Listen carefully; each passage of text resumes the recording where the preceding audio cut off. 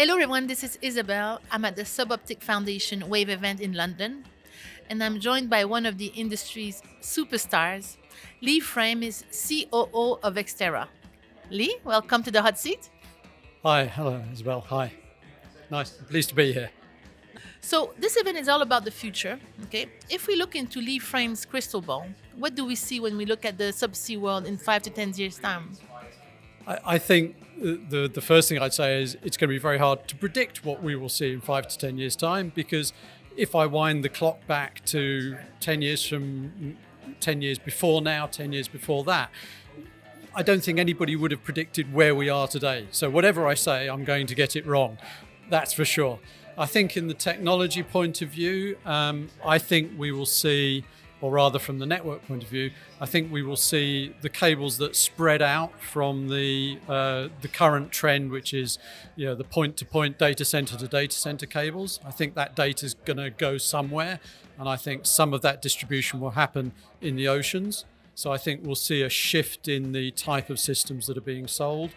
I think technology has got to bring us more capacity. It's getting harder to see how that will be delivered by the suppliers, by us, Xtera, for example. But I think it will be more fiber pairs. I think we will see more complex network architectures, taking the capacity to more places. Yeah, but as I started by saying, what you can now be sure of is all of that will be wrong, and it will be something else entirely. I love that answer. So, if you could change one thing in the industry, if you had superpowers and you say, okay, I can change that thing, what would it be? What would I change? I think I would look for an industry that was more creative than it is. I think more young people coming into the industry, I think, would deliver that for us. I think it would be good to see. So Xtera prides itself on being a small and agile company. I think it would be nice to see a less conservative approach on the part of the buying community. I think a little more courage, a willingness to take a little more risk. And I think that would be for the benefit of the industry as a whole. And I think the OTTs, the arrival of the OTTs into the industry with deep pockets, they're in a position to take that risk. I think they could try and encourage some creativity in the industry, perhaps more than they do currently. Okay.